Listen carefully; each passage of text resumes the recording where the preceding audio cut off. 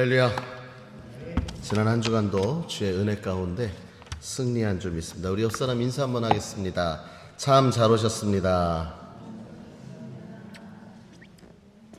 자, 한마디만 더 할까요? 당신이 있어서 내가 은혜가 됩니다. 모든 것은 상호 간에 하나가 될 때 좋은 일들이 이루어지는 것 같습니다. 그래서 우리가 어떠한 사람과 함께 있느냐에 따라서 시너지가 나타날 수도 있고, 또 서로 또 이렇게 묶여가지고 가라앉는 경우도 있겠지만, 믿음 안에 우리는 하나가 되었고 하나님이 우리를 묶어 주셨기에 우리가 하나가 될 때 하나님의 영광이 우리 가운데 나타나게 되어지는 줄 믿습니다. 먼저 시 한 편 제가 소개해 드리기를 원합니다. 시인은 정호승이라는 시인의 벽이라는 시입니다. 그는 이렇게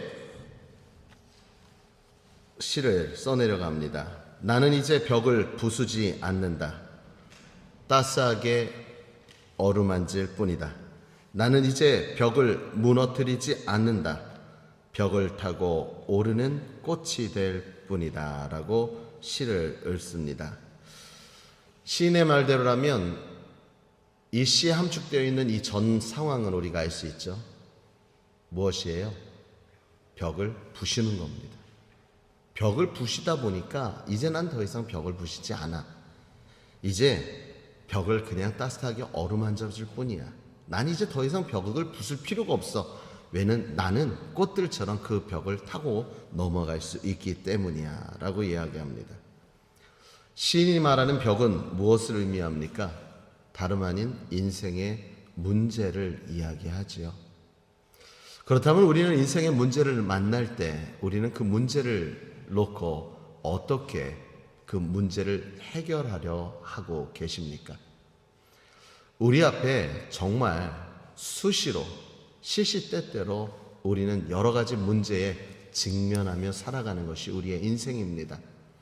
오늘 말씀을 통해서 문제 앞에 우리는 어떻게 이겨나갈 수 있으며, 문제 앞에 오늘 사도 바울의 고백처럼 어떻게 오히려 안심할 수 있었을까, 한번 이 사도 바울의 삶을 통하여 그 비결을 배워보는 그러한 시간이 되기를 원합니다. 저는 벽을 만났다, 이건 제가 깨닫는 건데요, 벽은 부시는 게 아니라 밀어 넘어뜨리면 다리가 됩니다. 그렇죠? 벽이 넘어지면, 밟으면 디딤돌이 됩니다. 우리 안의 인생의 문제는 한마디로 하나님 앞에 나아가는 징검다리가 될 수 있고, 우리 안의 문제는 하나님 앞으로 나아가는 디딤돌이 되어줄 수 있음을 우리는 믿고, 오늘 우리 앞에 있는 문제가 우리를 더욱 두렵고 떨리게 하는 것이 아니라 담대하게 나아갈 수 있는 저와 여러분 되기를 주님의 이름으로 축원합니다. 왜냐하면 하나님은 말씀하셨습니다. 너희가 감당치 못할 시험을 허락하지 않았다라고 얘기합니다. 다시 말하면 이 세상 가운데 우리의 만나는 모든 문제는 우리가 당연히 이길 수 있다는 거지요. 하나님은 승리를 이야기하셨습니다. 하나님의 자녀요, 하나님을 믿는 우리라면 우리에게는 승리가 있고 우리는 그 승리를 누릴 자격이 있습니다.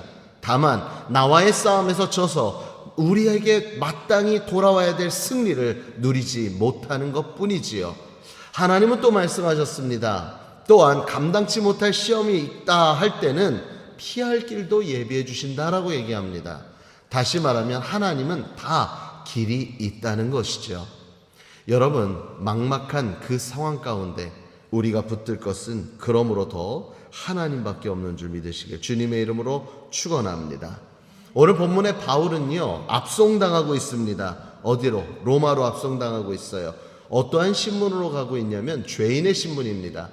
다시 말하면 죄인의 신분은 포승줄로 묶이고 발도 묶이고 손발이 다 묶인 채에 지금 로마로 끌려가고 있습니다. 말씀의 주의를 살펴보니까 지금 사도 바울의 몸 상태가 건강한 상태가 아닙니다. 몸이 아픈 상태였고 죄수의 몸이었습니다. 그는 로마로 압송되기 위해서 대형 무역선인 알렉산드리아호에 태워져서 로마로 호송되고 있습니다. 사람들에게는 무역선으로 보여지겠지만 바울에게는 경찰 아니면 죄인 호송선에 불과한 거지요. 로마까지의 거리가 3200km입니다. 서울과 부산 거리가 400km 정도 되죠. 그러면 갑자기 계산 8배 정도 되어지는 거리를 배를 타고 가는 겁니다. 그런데 7절과 8절 이 앞절에 보면 간신히라는 단어가 2번 나옵니다. 성경에서의 반복은 강조를 얘기하는데 지금 그 3200km를 간신히 가고 있다는 거예요. 그런데 얼마 못 가서 이 또한 허용되지 않습니다. 우리가 잘 알고 있는 광풍 이름 하나 있죠. 유라구라 강풍을 만나가지고 배가 표류하게 됩니다. 자, 사공들이 이제 너무 급박해진 가운데 배가 한쪽으로 쏠리는 걸 막기 위해 배 안에 있는 금은보화조차도 다 바다에 던집니다. 문제를 만나니까 자기 안에 있는 모든 것을 드러내서 다 밖으로 버리게 되어지는 거죠. 얼마나 위기 상황이었으면 귀한 곡식들 뿐만 아니라 배를 조종하는 기구까지도 다 버려버립니다. 지금 사태가 얼마나 위중한지 우리는 한번 그려볼 수가 있을 것 같아요. 20절의 말씀에 보니까 14일이나 표류했는데 별과 달도 보이지 않는 깜깜한 암흑뿐이라고 합니다. 구원의 희망조차도 사라졌고 다 죽게 되었고 바울조차도 두려워 떨고 있는 그때, 여러분, 그런데 갑자기 불현듯 사도 바울이 사람들을 향하여 이제 안심하라 라고 얘기를 하는 거예요. 이제 안심하라. 아무것도 한치 앞에 보이지도 않고요, 지금 암흑 가운데 절대절명의 위기의 순간, 까딱하면 목숨이 앗아갈 수 있는 그러한 상황 속에 갑자기 뜬금없이 사도 바울은 이제 안심하라 라고 하며 평안을 이야기합니다. 무엇 때문일까요? 아무것도 희망을 말하는 사람도 없습니다. 자신도 두려워했을 그때입니다. 그런데 백부장과 선장과 선주도 아닌 그 배에서 가장 하찮게 여겨질 죄인일 뿐인 이 사도 바울이 오히려 아무 영향력도 없어 보일 것 같은 이 사도 바울이 뭐라고 그래요? 이제 안심하라. 인생의 문제 앞에서 우리는 매우 초라해질 때가 있습니다. 어떠한 큰 문제 앞에서 우리는 아무것도 아니고 영향력을 끼칠 수 있는 것 같아 보이지 않을 때도 있습니다. 그래서 점점 나는 작아지고요, 다른 문제들은 더 크게 보여질지도 모릅니다. 그때 사랑하는 성도 여러분, 여러분의 입술에 이제 안심하라, 나뿐만 아니라 주위 사람들에게까지도 문제 앞에서 해결 방안을 제시할 수 있는 저와 여러분이 되어지길 주님의 이름으로 축원합니다. 어떻게 이게 가능한가? 성경에서 보면 이제 23절 하반절에 이런 말씀이 있습니다. 23절 하반절에 내가 속한 바 곧 내가 섬기는 하나님의 사자가 어젯밤에 내 곁에 서서 말하되 라고 얘기합니다. 내 곁에 서서 말했다. 문제가 있을 때도 하나님은 함께 했어요. 평안할 때도 하나님은 함께 했어요. 하나님은 언제나 어떠한 상황과 환경 가운데도 우리와 함께 하시는 줄 믿습니다. 하나님이 우리를 놓아버린 것이 아니라 우리가 하나님을 놓아버려 못 느낄 뿐, 하나님은 언제나 우리 곁에서 우리와 함께하고 계시는 줄 믿으시길 주님의 이름으로 축원합니다. 절대절명의 위기의 순간에 두렵고 떨리는 그 순간에 사도 바울이 누구를 느꼈냐면 하나님께서 보내진 사자, 즉 지금으로 말하면 성령의 동행하심을 느꼈다는 거예요. 우리는 혼자가 아닙니다. 믿습니까? 눈에 보이는 것만이 다가 아니겠지요. 눈에 보이지 아니하는 그 순간 우리 하나님의 영이 우리와 함께하기에 우리의 삶을 지키고 인도하여 주실 줄 믿습니다. 자, 그래서 이제 사도 바울의 마음 가운데 하나님의 영을 느끼니 이제 그의 마음에 이러한 고백이 이루어지는 거예요. 23절 후에 보니까 내가 속한 바 곧 내가 섬기는 하나님. 따라합니다. 내가 속한 바 곧 내가 섬기는 하나님. 인생의 문제 앞에 우리가 진정 평안을 누리기를 원하세요? 안심하라고 이야기를 원하십니까? 첫 번째, 이러한 바른 신념, 믿음의 신념을 갖길 주님의 이름으로 축원합니다. 일본의 여정 가운데서 많은 분들과 말씀을 나누고 대화를 나눴습니다. 하나님 왜 나를 일본으로 보내셨습니까? 저는 가는 길 중에도 내가 왜 일본까지 가야 되는가라는 그러한 의문을 갖고 갔습니다. 그런데요, 예배가 끝난 다음에 제가 드려진 기도에 은혜를 받았다는 한 선교사님이 상담을 요합니다. 그분과 이런저런 대화를 통해서 그분이 위로를 받고 용기를 얻었어요. 저는 듣는 말에 마음 가운데 허락된 말씀과 더불어 전할 뿐이었죠. 저보다 연배가 적어도 15 이상 되시는 분이었어요. 그런데 하나님은 제 입술을 통하셔서 낙담해 있고 지쳐 있던 선교사의 마음을 위로하여 주신 겁니다. 이게 소문이 나가지고요, 총 5분의 선교사와 2명의 일반 성도 가정을 신방가정에게 상담을 하고 왔어요. 낮 시간에 이것도 보여주고 저것도 보여주고 관광해야 되는데 옆에 앉아가지고 계속 상담하니 저는 본 건 별로 없어요. 은혜만 나누다 왔습니다. 그러면서 어느 날 제가 새벽 예배 때 제가 여러분들에게 전했잖아요. 우리가 신념 갖고 살자. 기억나세요? 새벽 예배 때? 어떠한 신념? 믿음의 바른 신념을 갖고 살자. 우리는요, 신념 있게 사는 사람과 신념 없이 사는 사람의 두 부류로 나눠지는데요, 세상을 살아가는 그 이치 속에서도요, 신앙을 떠나서 삶의 신념을 갖고 살아가는 사람은 무엇이라도 해냅니다. 근데 신념이 없는 사람은요, 이래서 힘들고 저래서 안 되고 요래서 못하니 나는 안 돼, 포기하는 경우가 많아요. 세상 가운데서도 신념 갖고 살아가는 사람이 무엇인가 이루고자 하면 이루어지는데, 믿음의 사람인 우리는 어떠한 신념을 가져야 되는가? 바른 믿음 안에 허락된 신념을 가져야 되는 거예요. 하나님을 믿는 믿음도요, 그냥 무조건적인 믿음이 아니라 하나님이 내게 주신 그 믿음을 따라 나도 신념의 믿음으로 하나님 앞에 나아가야 된다는 것입니다. 사랑하는 성도 여러분, 미국에서 왔다니까 일본 선교사님들이 부러워해요. 아, 미국은 좋은 나라니까. 그럼 일본은 나쁜 나라일까요? 우스갯소리로 한 목사님이 노부모를 찾아가서, 어머니 저 내일 일본 갑니다. 일본 다녀오겠습니다. 그랬더니 그 할머니는 일제시대를 경험하신 분이에요. 나쁜 놈의 나라는 왜 가? 이렇게 얘기하시더라고요. 근데 제가 가서 본 일본은요, 가기 전과 후 제 마음에 그들을 품게 되었습니다. 여러분, 환경의 문제가 아닙니다. 내가 문제입니다. 믿습니까? 바울이 지금 환경의 문제 때문에 문제인 거예요? 바울의 마음이 변하니까 환경이 달라진 거예요.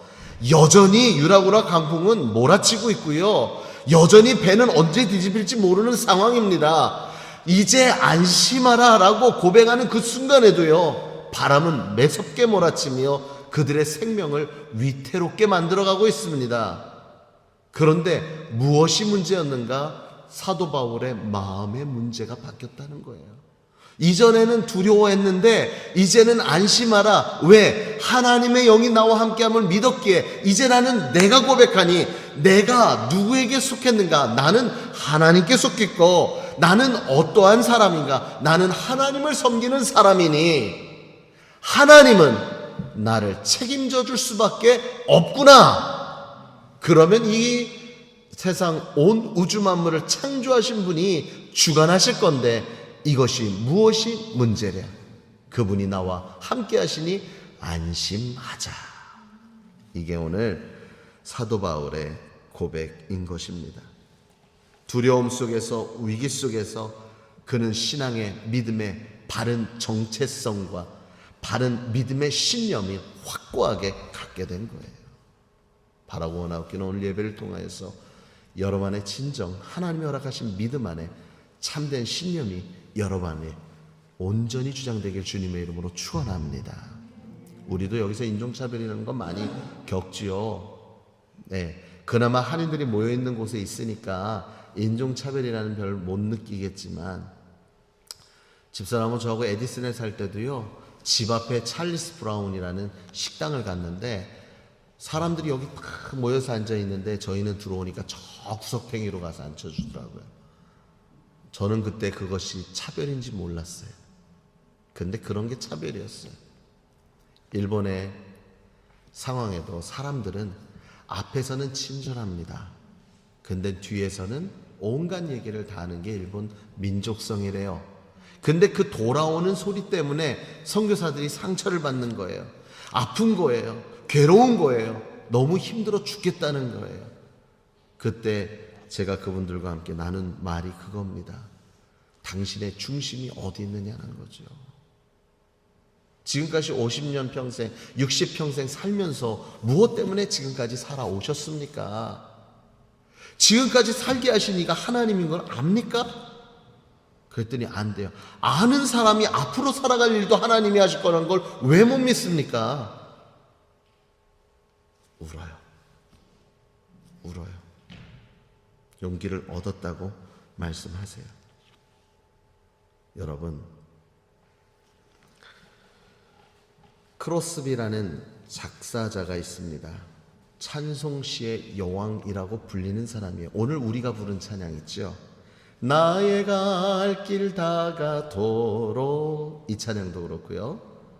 또 예수를 나의 구주 삼고, 이 찬양도 그렇고요.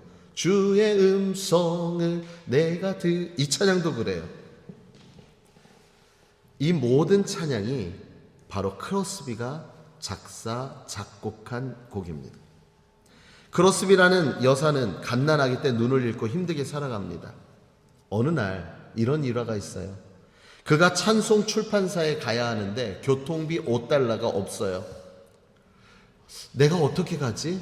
고민하고 있는데 갑자기 초인종이 울리더니 누군가가 그녀 손에 뭘 집어주는데 보니까 그게 $5라는 거예요.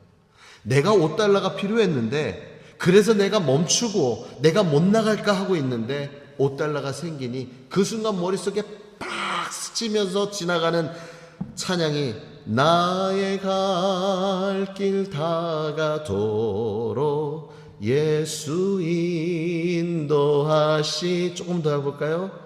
내 주 안에 있는 긍휼 어찌 의심하리. 무엇으로 사는 사람?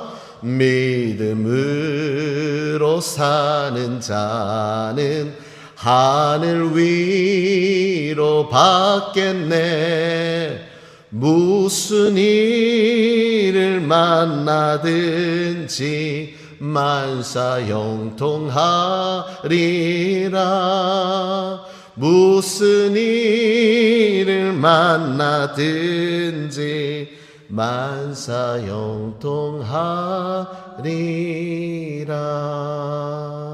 할렐루야. 이것이 사도 바울의 고백과 같잖아요. 크로스비는 어려운 상황 가운데 느껴지는 그 작은 은혜도 마음속에 믿음의 시로 하나님 앞에 고백드렸어요. 그러니 나의 갈 길 다가도록 예수가 인도하시니 내가 어려운 일을 만나도 난 걱정 안 합니다. 무슨 일을 만나도 나는 만사가 형통할 겁니다. 사랑하는 성도 여러분, 삶이 변하여 나의 믿음이 확신되어지는 것이 아니라 믿음이 먼저입니다. 믿음이 먼저 될 때 내 삶이 변하는 역사가, 내 환경이 변하는 역사가 일어나게 될 줄 믿습니다. 때로는 우리의 인생이 표류되는 것 같습니다. 포승줄에 묶여있는 것 같습니다. 풍랑과 파도에 흔들리는 것 같습니다. 그래서 우리는 마구 흔들리는 갈대와 같은 인생을 살아가나, 그래도 우리 안에 정체성과 믿음의 심령은 절대로 흔들리지 말아야 될 줄 믿습니다. 여러분에게 묻습니다. 여러분의 소속은 어디입니까? 딱 세 분만 대답하셔가지고 다시 한 번만 묻겠습니다. 여러분의 소속은 어디입니까? 하나님입니다. 하나님입니다. 그래서 위기 속에 있지만 하나님은 여러분을 지금도 살피십니다. 이것만 잡고 사셔서 아버지 하나님 날마다 우리와 함께 하시니 우리는 안심할 수 있다. 이것을 깨닫고 평안한 가운데 사는 저와 여러분 되시길 주님의 이름으로 축원합니다. 이 바울은요, 또 안심하라라는 말을 어떻게 할 수 있었는가 보니까 25절에 이런 말씀이 있어요. 여러분이요 안심하라. 나는 내게 말씀하신 그대로 되리라. 하나님을 믿노라. 할렐루야. 사명입니다. 인생의 사람이 목적을 갖고 살아가는 사람은요, 넘어져도 일어납니다. 근데 인생을 살아가며 아무런 목적 의식 없이 살아가는 사람들은요, 그냥 그날에 족하고 만족하고 주저앉습니다. 여러분, 우리의 인생의 목적은 언제까지 이루어져야 되느냐? 주님이 오시는 날까지 우리는 끝까지 우리는 목표를 세우고 목적을 향해 나아가야 될 줄 믿습니다. 자, 바울이 내게 말씀하신 그대로 되리라. 하나님이 내게 말씀하신 그대로 되리라. 한마디로 내게 말씀하신 대로 내 인생이 되어줘야 되기 때문에 이 풍랑, 이 위기, 이 상황, 그건 나한테 아무 문제는 아니야. 이건 해결될 일이야. 왜? 하나님은 나를 통해 하고자 하는 일이 있거든. 이게 바로 사명이라는 거예요. 24절의 말씀에 보니까 내가 로마 황제 가이사 앞에 서야 하겠고, 하나님이 나를 지금 가이사 황제 앞에 서게 하기 위해 나를 보내시는 거 아닌가? 나는 주의 일을 하고 있는데 이 세상의 악한 것들이 감히 나한테 덤벼? 나를 이길 수 있을 것 같아? 나를 꿀릴 수 있을 것 같아? 아니야. 그러니 나는 안심해. 왜? 나는 황제 가이사 앞에 서는 그날까지 나는 가야 되니까. 여러분은 하나님이 여러분을 통해 이루시고 싶은 일이 있음을 믿습니까? 목사님 제가 나이가, 목사님 제가 몸이 약해서, 목사님 제가 가진 게 없잖아요. 목사님 제가 어떻게 그거를 해요? 뭐 아는 것도 없는데.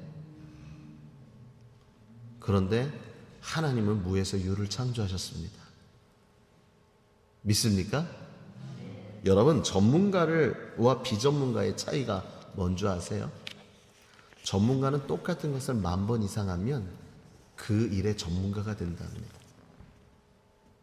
그래서 대학을 나오지 않은 사람도 대학의 교수로 채용되는 경우가 있어요. 저희 둘째 외삼촌이 그런데, 둘째 외삼촌은 엘리베이터 시공만, 엘리베이터 기름밥만 먹고 산 사람이에요. 근데 어느 날 엘리베이터 학과에서 교수로 모셔갔어요. 왜요? 10,000번 이상 엘리베이터를 만들었으니 전문가예요. 그 누구보다도 전문가예요. 여러분, 그렇다면 오늘 하나님은 우리에게 무엇을 원하시는가? 하나님은요, 지금 우리를 통해 일하시고자 하는 그 일이 있기에 우리는 우리 앞에 당한 경주를 그냥 최선을 다해 달려나가기를 원하시는 겁니다. 마라톤 그 결승점이 있는 걸 아니까 우리는 끝까지 달려갈 수 있지요. 우리 권사님들 좋아하는 등산, 산 꼭대기에 뭐가 있어요? 블루베리가 있으니까 끝까지 가고, 명이나물이 있으니까 끝까지 가고, 뭐가 있으니까 무조건 가잖아요. 가는 길에 뱀이 있건 상관없습니다. 곰이 만세를 불러도 상관없습니다. 왜? 내가 좋아하는 게 거기 있으니까 가는 거예요. 그럼 우리의 인생의 여정 가운데 우리는 무엇을 쫓아 살아가고 있느냐는 거예요. 자식을 쫓아? 아니면 세상적인 것을 쫓아? 아니요. 사도 바울처럼 내게 말씀하신 게 뭔가를 말씀 가운데 찾을 수 있는 저와 여러분 되시길 주님의 이름으로 축원합니다. 성경 말씀을 대할 때 이 말씀은 오늘 나를 위해 주신 말씀이다라고 늘 받는다면 그 말씀 속에 하나님의 음성을 우리는 들을 수가 있는 거예요. 여러분, 사도 바울의 이 고백은 처음이 아닙니다. 바울이 사내들인 공회에서 신문을 받다가 로마 군용으로 끌려갔을 때 40명의 암살단이 바울을 암살하려고 쫓아다녔습니다. 얼마나 두렵겠어요. 한두 명이 쫓는 것도 두려운데 40명이 쫓아다녀요. 예. 바울을 죽이기 전까지는 내가 먹지도 마시지도 아니라는 엄청난 결단을 내린 40명이 쫓아다녀요. 먹지도 자지도 않고 쫓아다닌다는 거예요. 그런데 바로 그날 밤 주께서 바울 곁에 서서 이렇게 말씀하세요. 내가 예루살렘에서 나의 일을 증언한 것 같이 로마에서도 증언하여야 하리라. 나에게 주어진 사명이 있다는 걸 깨달으니까 다시 용기가 생기고 두려움이 사라졌다는 거예요. 내가 해야 될 일을 알지 못한 채 살아가면 인생 가운데도 내 몸이 처질 수밖에 없어요. 그런데 세상을 향한 것도 그런데 하나님, 천지 우주 만물을 창조하신 저 위대하신 하나님이 우리에게 사명을 주셨답니다. 아무리 작고 사람들이 봐도 보잘것없는 거라 할지라도요, 하나님은요 그걸 통해 하나님의 놀라운 일을 이루세요.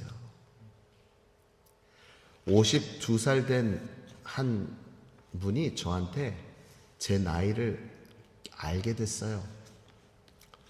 알게 된 다음에 건 1년을 저를 불편하게 보더라고요.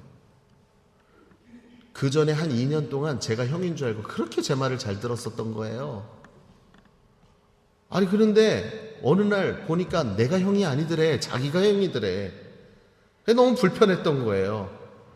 근데 이번에도 일을 하면서 막 이야기를 하고 나누면서 막 지시하고 제가 막 하는 걸 보더니 나중에 사람들 앞에서 목사님! 왜요? 나 그냥 목사님이 내 형 할래요. 그게 또 마음이 편하겠어요. 나이가 중요한 게 아니더라고요. 내가 어떠한 마음을 갖고 내가 누구를 의지하느냐에 따라 세상의 기준이 아닌 하나님의 기준으로 나를 높이시는 하나님을 보게 됩니다. 졸지에 4살 많은 동생을 뒀어요. 사랑하는 성도 여러분, 말씀 속에 오늘날을 향하신 하나님의 뜻을, 그 음성을 이제 들을 수 있는 저와 여러분 되시길 주님의 이름으로 축원합니다. 현재에도 역시 암흑입니다. 광풍은 불고 있습니다. 정말 모든 것이 휘몰아치는 그 순간입니다. 그런데 여러분 기억하십시오. 사도 바울처럼 안심할 때, 사도 바울처럼 담대할 때, 사도 바울처럼 내적인 강함을 이루고 믿음의 신념과 또한 하나님을 향한 마음의 동행함을 느낄 때 그러한 사람을 어떻게 쓰시는 줄 아세요? 하나님은 그 사람뿐만 아니라 주위에 있는 사람까지도 구원을 하십니다. 오늘 말씀 보니까 이렇게 됐어요. 24절에 바울아 두려워하지 말라. 내가 가이사 앞에 서야 하겠고 또 하나님께서 너와 함께 항해하는 자들을 다 내게 주셨다 함이라. 할렐루야. 나뿐만 아니라 너와 항해하는 모든 사람을 다 주었다라는 거예요.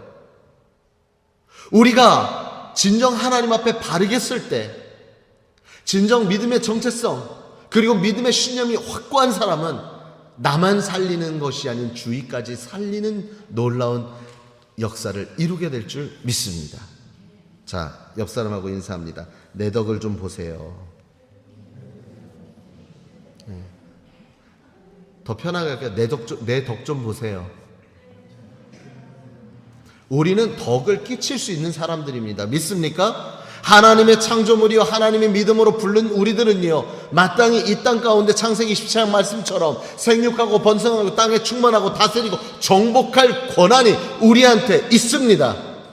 그것이 우리에게 있어요. 그리고 아브라함에게 말씀하신 그 말씀이 내 것으로 아멘 되어지나면 너는 복의 근원이 될지라 했습니다. 너를 저주하는 자를 내가 저주하겠고 너를 축복하는 자를 내가 축복하겠다. 우리 그런 존재라는 거예요. 그러니 남들이 나에게 뭐라 하든 관여하지 마세요. 개의치 마세요. 네가 나를 저주해, 하나님이 널 저주할 거야. 말씀 그렇게 얘기했는데 뭐 너가 나한테 선대해, 너가 나를 축복해, 하나님이 더 큰 축복으로 널 줄 거야. 적어도 이런 자존감이 우리 믿는 우리에게 있어야 됩니다. 이게 믿음입니다. 선을 행할 때 낙심하지 말 것은 이라는 말씀이 있죠. 그 말씀은 곧 우리가 선을 행할 때 하나님은 반드시 우리에게 의로운 것으로 갚아주신다는 이야기입니다. 사랑하는 성도 여러분, 시편 147편에 하나님은 이렇게 말씀하셨습니다. 여호와께서 예루살렘을 세우시며 상심한 자들을 고치시며 그들의 상처를 싸매시는도다. 그리고 15절 말씀에 하나님의 명령을 땅에 보내시리니 그의 말씀이 속히 달리는도다 라고 말씀합니다. 하나님은 상한 심령을 세우러 이 땅에 오셨고 우리를 날마다 노심초사 넘어질까 쓰러질까 염려하는 어린아이를 바라보는 부모처럼 오늘도 불꽃 같은 눈동자로 우리를 지켜보고 계십니다. 여러분, 믿음으로 고백합니다. 여러분은 혼자가 아닙니다. 믿습니까? 275명을 다 그의 손에 맡기신 하나님이 여러분 주위에 있는 모든 사람들의 생명도 맡겨졌다라는 사실을 기억하고 나의 인생이 나의 것만이 아닌 나를 통해 내 주위의 많은 이들이 복을 누리며 평강을 누릴 수 있다는 사실, 은혜를 누릴 수 있다는 사실을 기억하고 여러분들의 존재가 얼마나 귀한 존재인지를 다시금 깨달으며 사랑하는 성도 여러분, 이제 안심하고 사는 저와 여러분 되시길 주님의 이름으로 축원합니다. 다시 한번 묻습니다. 여러분은 누구의 소속입니까? 하나님입니다. 믿습니까? 나를 건들면 누가 대신 치신다고요? 하나님. 나를 축복하면 누가 대신 축복하신다고요? 하나님. 그러니 도움을 받아도 하나님께서 갚아주실 거기 때문에 여러분 안심하고 여러분이 주위의 사람의 어떠한 모함 가운데서도 우리가 나서면 감정이지만 하나님이 나서면 온전히 해결됨을 알고 오늘 이 시간 좀 더 하나님 앞에 믿고 기다리고 견디어 승리하는 저와 여러분 되시길 주님의 이름으로 축원합니다. 아멘.